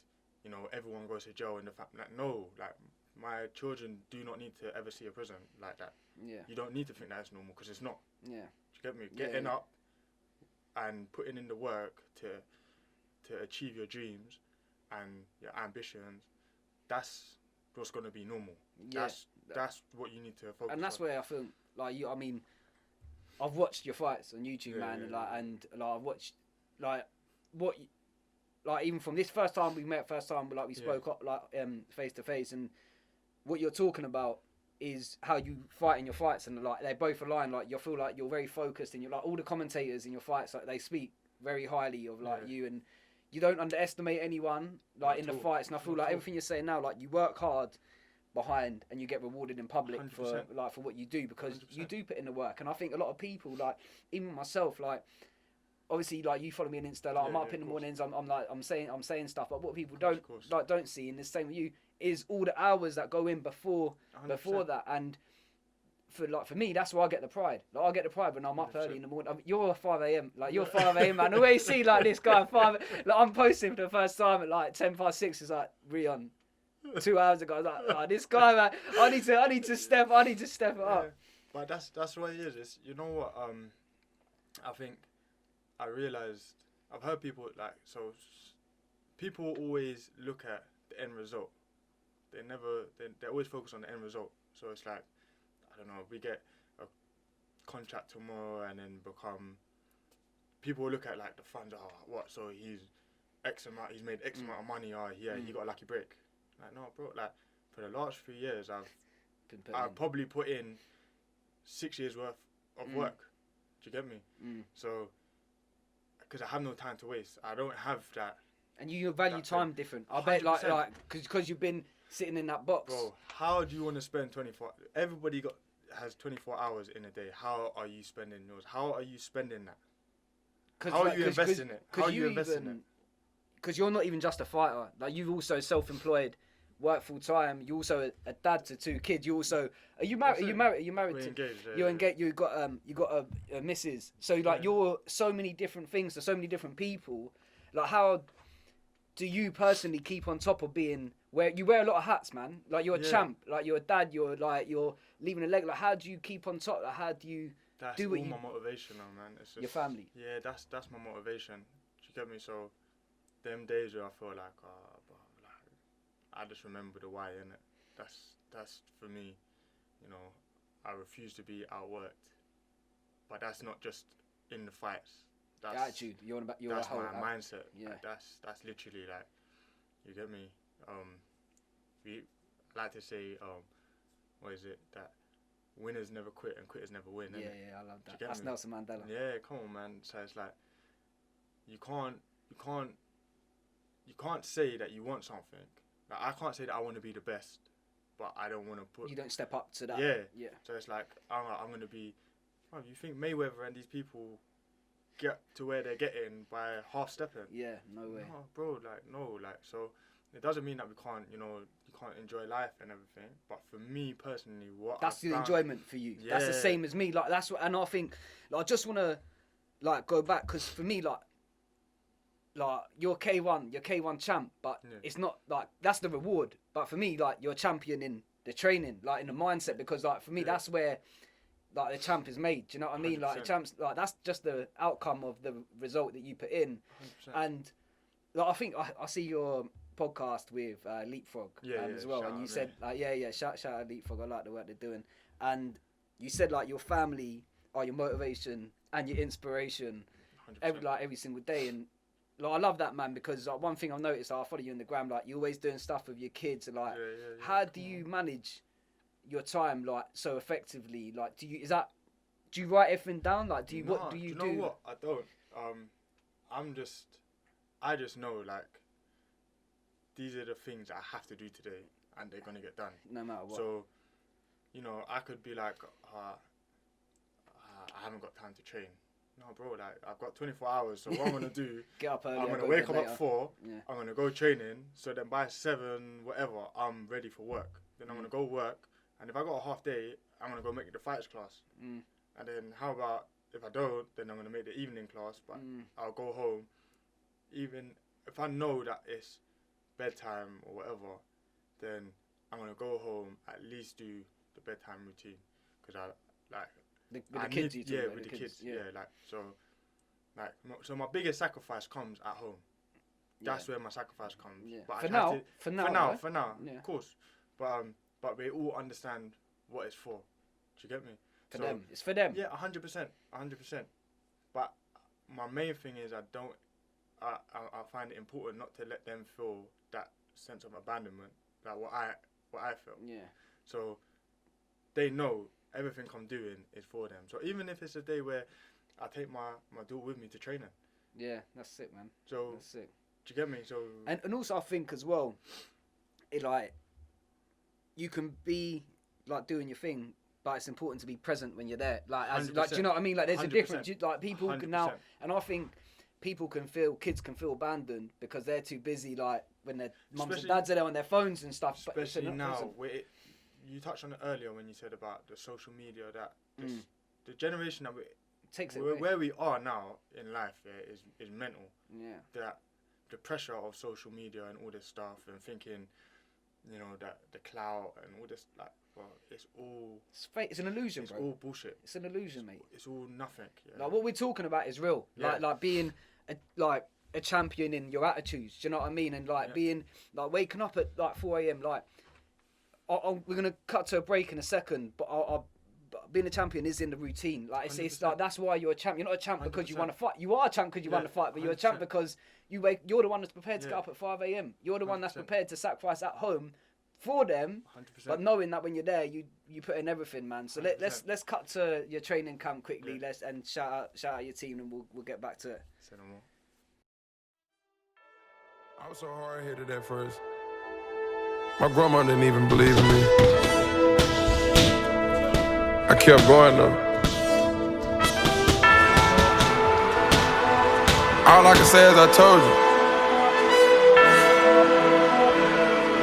Jewelry at the bank now in the vault. You should've never doubted me. I'ma work to my last breath. I'ma hustle to my last breath. Yeah, you should've never doubted me. The pain and the struggle followed me. My daddy never been that bothered me. And these cold streets made a man of me. Through a time it'll come, they doubt me. Had to keep them OGs round me. Keep a young homie grounded.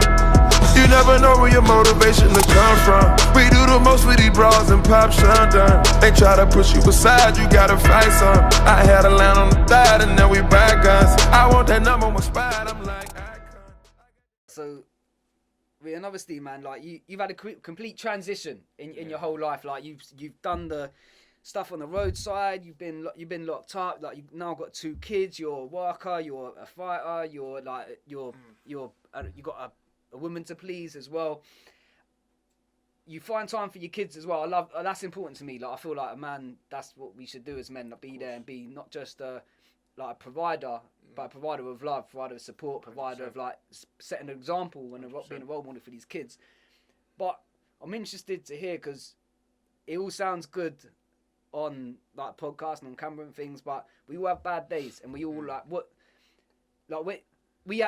we all have the same voices in our head that go, I don't want to do it. But I think what makes people different is what they do with that voice. So what do you do when you get that voice that says, don't get out of bed at 4 today? You train hard all week, or have that bad biscuit or whatever. Yeah. Like what? So like, for me, especially when it comes to training, when I tell myself nah, or when I hear that voice say no man, just chill today. There's a difference between listening to the voice and listening to your body.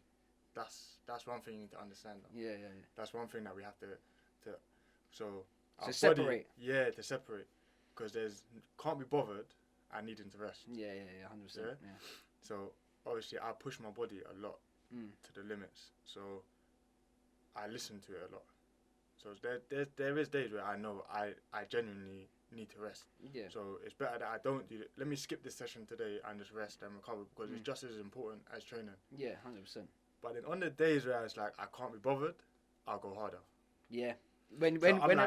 I'm like, I need to do a run. I'm gonna run today, and then it comes to time, and then I'm like, I can't bother to run.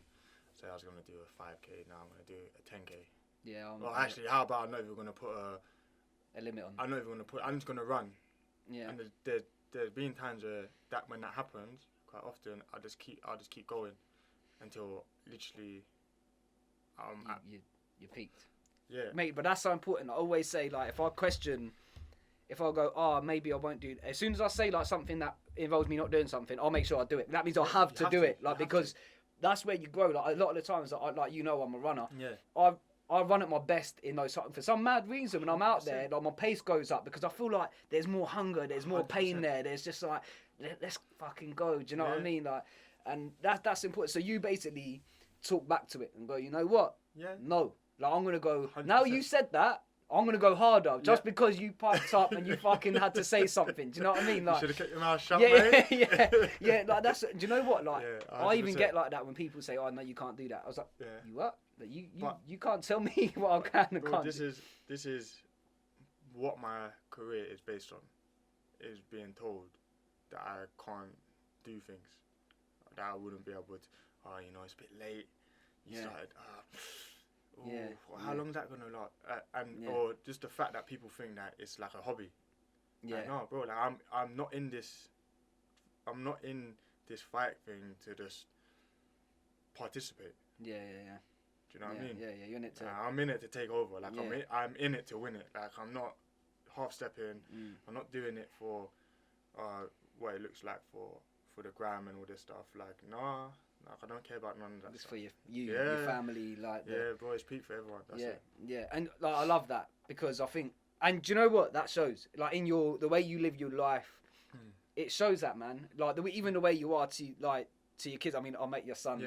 He's a legend. I can tell it. He's but like the way you like treat people, like even like coming here today, man, and like spreading this message, like it means a lot, because it goes far for people, man. Do you know what I mean? And I think it's so important that it's not. If you want something, it has to become your life. It can't just be like because people treat stuff like it's their hobby when this is their life. They're fucking. 100 People treat their life like it's their fucking hobby. Like 100%. we don't have time to fucking mess about. Like if you want 100%. something, we need to 100%. go and get it, and it can't just. I always say the way you do anything is the way you do everything. Yeah, 100%. Like if you thought it was a hobby and it changed the meaning, like you won't train like you do. No way. If this wasn't like Bro, you think I get up at 4 o'clock in the morning to go to do a hobby, to go, to have a go fucking torture hobby. myself? Yeah. And bro, it's not like I'm going and it's like there's some mediocre that, but this is like it is peak, bro. Like there's times where I'm in there and I'm just like, bro, what the fuck? Yeah. Like, what is going on?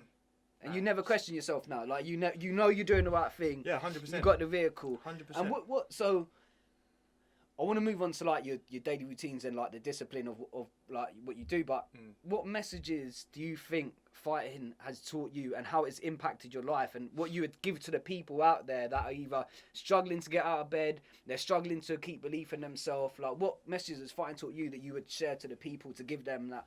I think for me, the understanding of how important it is to have discipline. Do you know, discipline. American study has said you can gain more from a man's future on their self-discipline than you can from their IQ test. Yeah, 100%. Like because it's 100%. It's 100% because with discipline, you're putting everything into practice. It's like I'm constantly learning. Still, listen, I'm a bit like when it comes to martial arts and all this, I'm a baby in this thing still. I'm learning constantly. Yeah. Constantly. Every day I'm studying, I'm learning, I'm looking at fights, I'm asking my coach questions, I'm asking Master Sam numerous questions. Oh, what should I do? Should I do this? How can I improve? How can I be the best version of myself so that when I step into the ring, I'm able to showcase a style to the best of my ability. Not, I don't know, I'm going to go on the weekend, go flipping, get Lago and whatever. Because personally, I feel like doesn't align. everything I want to do, I need to fuel myself. And it needs to align. It needs to align with everything. Do you know what I mean? If it's not fueling me, as in it's taken like away from physically you. and mentally, it's taken away. Yeah, it's long. So it's like, yeah, man, it's important. Because you're fighting, like your style of fighting, man. Like, don't get me wrong, like that's not my area. But when I've watched like all your fights on YouTube, like coming up to this, and like I've seen you fight guys that I felt you could have like dominated, but you never underestimated someone. You've never you've always kept to what you know. Like whenever you go back to your side of the ring, I can always see you like speaking, like you're speaking to your team. Like I think that's your master Sam. Like Master Sam's always there. He's talking to you, and like you always, I can like see it in you. Like you're listening, like you're focused, like you're there. And I suppose that's why you're the champ. You don't underestimate anyone, but also I don't think you ever underestimate like yourself as well. No, like you always give yourself 100%. Enough credit, but not too much, so you get complacent. Like you can't underestimate anyone in fighting, because one shot changes everything. Yeah. That's first and foremost. Like, but martial arts have taught me that it doesn't matter what somebody looks like. Oh, because I'll be honest, you fought a Cypriot guy. Shout out, shout out to Cypriot. I'm half Cypriot, but I was like looking at him. He was a world champion. Yeah, no, he's been fighting since 2003. I see it in the thing, and I was just like, Reon fighting this guy, because obviously like you're a tall guy, you're ripped and stuff, and I was just like, I don't know if it was like, I don't know, but I felt like that would have given me like, I would have been like, come on there, but you were like, you didn't change your stance. You were there, you were calm, like you were chilling, and like I respect that. And to be honest, like all the fights that I've watched, that you got a style. Like I feel like you got. Do you work on that style every day? Yeah, that's what I'm learning. Like SN Combat style is an accredited martial arts. Like that is Master Sam's style of fighting. Man, that's incredible. So, and he gives us the formula that there's so much stuff that goes on behind the scenes, ahead of fights and building up the fights and stuff. Just like it's mad. So when I'm in there, it's not just me fighting. No. It's me and Master Sam. Yeah. Do you get me? Yeah. Like as well as my team, but he's given me like he's studied them, broke them down, like so. What does it take to be a master, by the way? Why is he a master? Did you study for that, or like do you like how do you get that credit? Like what's the? Or is it just a sign of respect? Is it just a sign of respect? Calling him? So obviously he's got his style accredited, and then he's obviously learned and over So it's just the time, So, shout out Master Sam. Mate, he's a legend. It seems it, mate. Like honestly, like your corner, it creases me up. Like I've watched some of your fights, mate, and like people were sitting there, they were sitting there like sitting down, out of breath. You're just like upright, Sam, like Master Sam speaking to you. You're having a laugh. I'm like, these guys look like they're fucking just laughing it out in the corner, enjoying it. That's what I should say. Like, because you don't underestimate anyone. It's mad because there's a bond, there's like a connection that I can't explain, but there's times that I can hear him talking and he ain't said nothing. It's like, the coaching. It's that coaching. Yeah, it's mad. So it's like, and he would say it's like almost there's a fight that happens between coaches as well in the corners, where it's like when the fighters are doing when we're pulling off obviously what we've been training to do, and the coaches are like but to me it's all like the old school martial arts movies. Yeah. You know, like where you come in, your style. You get me? So and we're just going for it. Walk into there and I see it's like whenever I get in the ring, it's the arena, innit? Yeah, because you got a good audience as well. Like everything I've seen, you're packed out, man. Yeah, like, shout out. I'm gonna cut next one. I'm gonna cut. And obviously, you lifted up in the O2. You become the champ in the O2. Yeah, man. That was. How many people did you get there? I don't know what the capacity was, but I think like usually I have like 200-300 people that come out. That's madness. But yeah, man, shout out my supporters because they definitely motivate me and give me that different energy as well, man. Because they always hear like people going, "We up." Yeah. No, listen, like literally, like I'm so grateful and appreciative of everybody that's supporting my journey. Like literally, like it means the world to me because this is your dream. It could be and it you know, life was completely different. This is a 180 for me, so. Like to be able to say, I've travelled the world fighting in such a short period, it just shows how far we're gonna go with this. If you changed it, it can change it. It can 100%. Literally just change. 3 years. Well, I'm telling you, come from walking in that thing straight out of the cage. 100%. From the wing to the, I'm gonna call this the wing to the ring. That's what I'm gonna call it. That's what the documentary is called. Still, that's gonna. I won't call it that then. I won't call it. I was gonna put that in the podcast. But you know what? Like in 3 years, like. I'm looking forward to seeing the next 3 years. Go on, what are you going to do? Yeah. No, do you know what? I just realised it's going to be Kusai Girls still. Oh, okay, cool. We'll talk about it from the ring. But in 3 years, you come straight out of prison. You've had another kid as well within that 3 years. You had your daughter. Like you're a dad. You're a role model. You're a champ. Like you've achieved so much in 3 years. I'm excited to see your next 3 years, man. Like because I think you're going to take that K1 to a whole new level. Like I think because I'm not just saying that because like you hear like because your mindset's different, and I think when you've got a different mindset to people, I hear it in the way people like the commentators speak about you, man. Like they give you enough respect to on there, and it's because they can see the hunger. Like you're not in this just for, as we said, like hobby, man. And but this is the thing, like look, you can't kid your way through this thing, and. Nah. Do you get me? So there will always be a time where you become unstuck, no matter what you're doing. So if you're a blagger, at some point, it's gonna catch up, right? So if I'm there and I'm saying, I want it and I'm hungry and I want to be the best and but then every day I'm in KFC and down the pub and the actions aren't aligning. It's not. Do you get me? Yeah. And then I'm posting on. I'm posting one thing, eat clean and this, that and other, but then every minute I'm eating fast food and eating rubbish.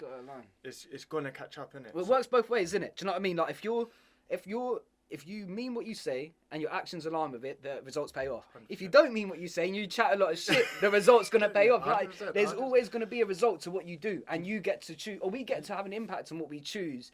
And one thing I wanted to ask you, Reon, we'll wrap up shortly, is what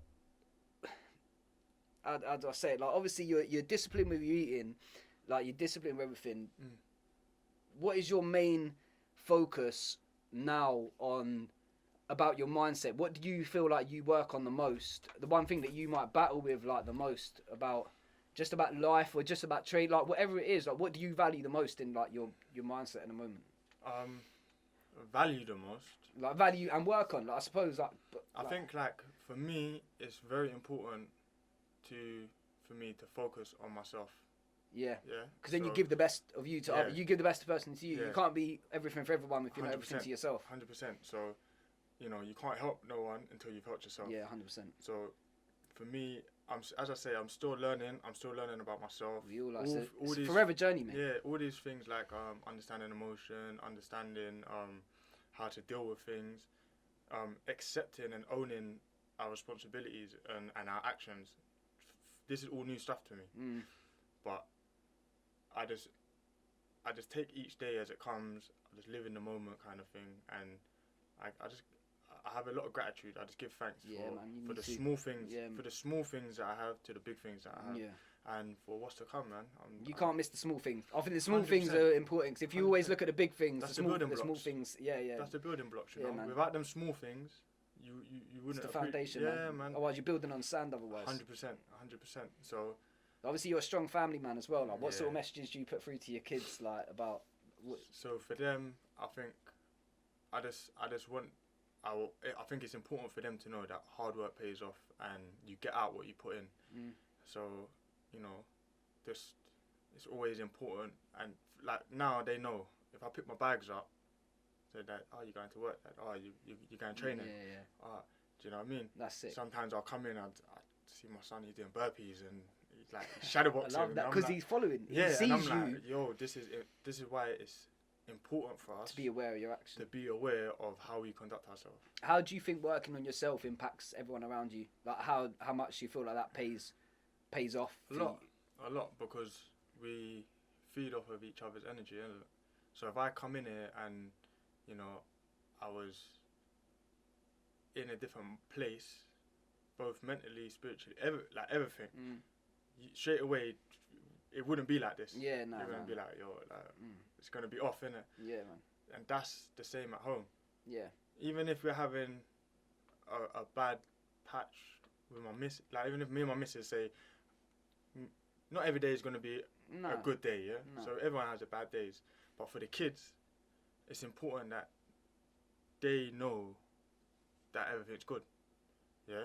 So not, when I no, you're not talking about faking it, you're talking about faking it. Like being like for them, like it's cool. Yeah. Like, you know, everything's good because they feed off the energy, innit? Yeah. So there's times where, I don't know, I can remember being in an environment where there's a lot of hostility, but then I end up taking that on because then I start feeling like, oh, that's towards me. Do you get me? Yeah, and it's important. Kids pick up too much, man. 100%. Like as you said, like you walk in and your son's doing burpees and shadowboxing. Yeah. But that's the same. Like if you were sitting there eating junk food, he would do the same. So my daughter. So like even my daughter's 2. Yeah, I can't tell. You can't tell a 2-year-old. Don't like as much as you want to tell them every minute. Is show them. Don't. Bro, like if we have a meal, she will take all the veg and leave the meat. No way. So she's taken off after you. I'm telling you, I've never once. And said you've to my never kids, said it. Never said a word. How do you tell a tell a 2-year-old no, you don't eat meat? Yeah. So she's just looking whatever. at you. She just looks at you and just takes it. Yeah, like that's what I mean, man. Even down to praying, like everything. Like sometimes she comes in, I'll come in, she put my prayer mat down. How does that make you feel? Like knowing that your action, like your good actions, like good intention, like you're a pure guy, you're genuine. How does that make you feel when your kids take on after what you learn and what you're learning? Do you know what? It's just a constant reminder, man. That you should carry on. Yeah, that I'm doing the right thing. Yeah. And this isn't to be like, you know, that however anybody else wants to do what they're doing. Yeah, that's up to them. For me personally, this is the right thing. This is the right thing for me, and this is what's working. And as long as I know that they're happy and that they're in the right place and that they're okay, then I'm doing my job right, and that's my responsibility. Yeah, man, and that's I think like you're a man that you align your actions with your dreams and your actions with your values, which is important, man. Like, and I think that's important for people that are listening to understand that. Yeah, if you've got a goal, everything's got to align with it, man. Like, you can't be like 100%. As you said, like a boxer wouldn't be sitting there eating KFC. But I have got to ask you though, what did your cheat day look like? What does your like just?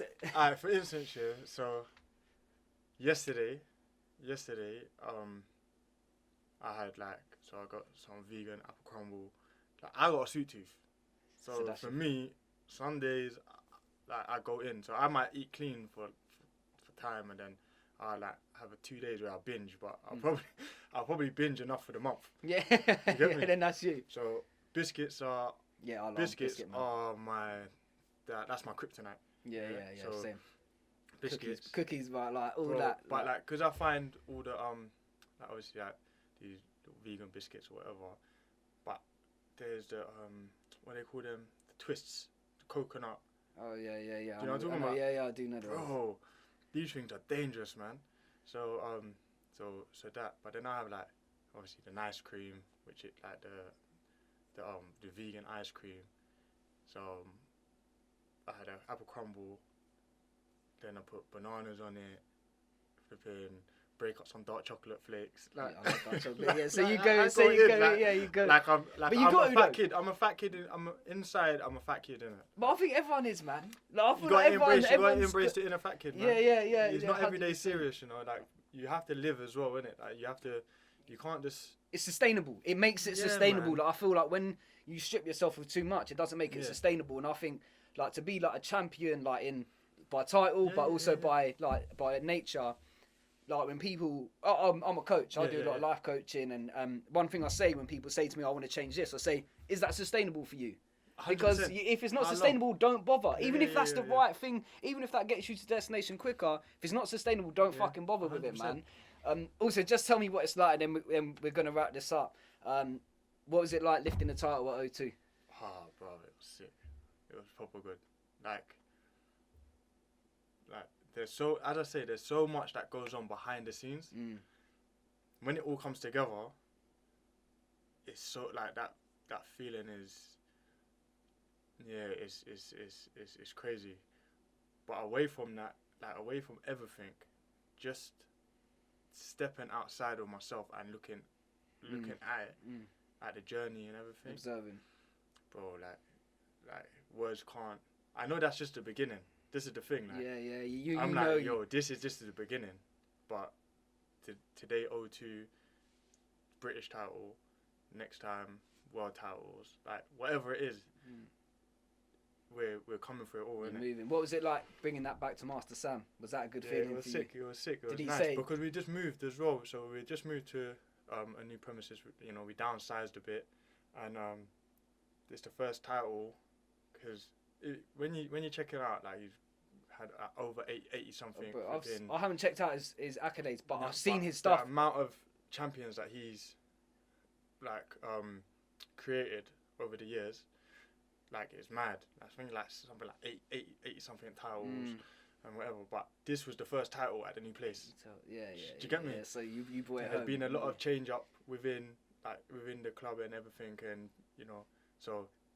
It was just nice, man, and the fact that me and him have been able to build our bond like, from nothing as well. Like you've done this from no experience. You've done this from nothing but hard work, dedication, commitment, and also believing in yourself. I feel like you got a strong amount of like belief in yourself. So, but do you believe in yourself so much because of the preparation you put in? Bro, like I believe in myself, 100%.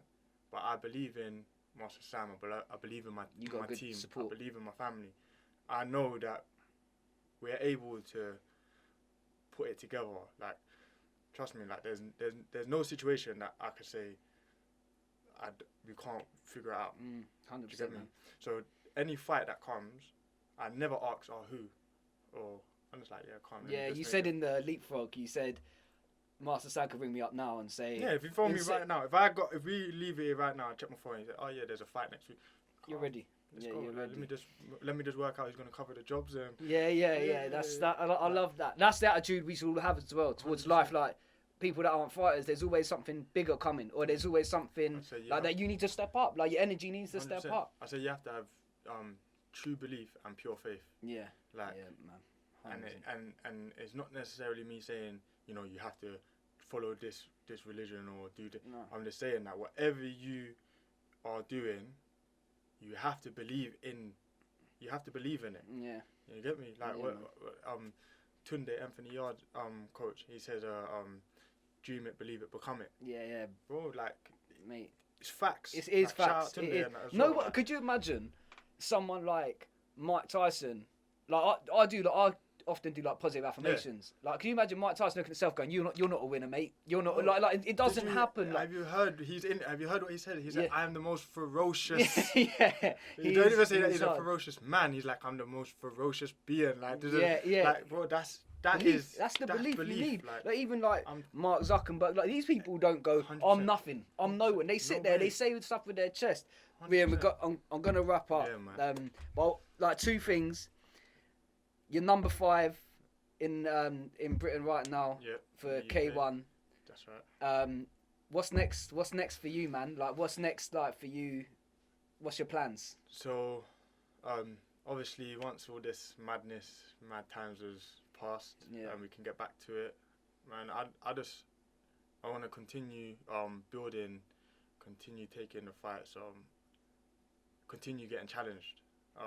But I'm coming to take over everything. Like I want to be the best and undoubtedly the best. Not like, you know, I'm not ducking no one. It could be him or it could be him. Yeah, like no questions asked. You know, when you speak about me, when you mention hands down, like so I'm with all the smoke. I'm on all the smoke. And all that. Mate, 100%. I can see that happening. Like, I feel like in 3 years you come a long way, and in the next 3 years you're gonna be even 100%. closer, man. And for the people that are watching, what would you say to them about what advice would you give to anyone right now, either going through shit, either caught up in a bad environment? What advice would you give to them to take away? I always say, be true to yourself. Know what you want to do. And just stay focused. Find your focus and stick to it. Don't let anybody tell you that you can or can't, like that you can't do something. Basically, innit? Like you can literally achieve anything that you want to, but you have to be dedicated. You have to be focused. Like, yeah, man. Like pure belief. Yeah, man. Faith, It is like, actions align everything. man. Everything we've been talking about. Actions speak louder than words. Yeah. Innit? Everything we've been speaking about, man, like, I'm hoping people will be able to look back on this and just take some notes and just actually, because what we're saying is facts. Like you're a champion. You're number 5. I'm gonna get you back on when you're at number 1, man. Yeah, man. Thanks for coming. I appreciate it. God bless you and your family, man. And we'll catch you soon. Nice one, man. It's been a pleasure. Thanks, man. No.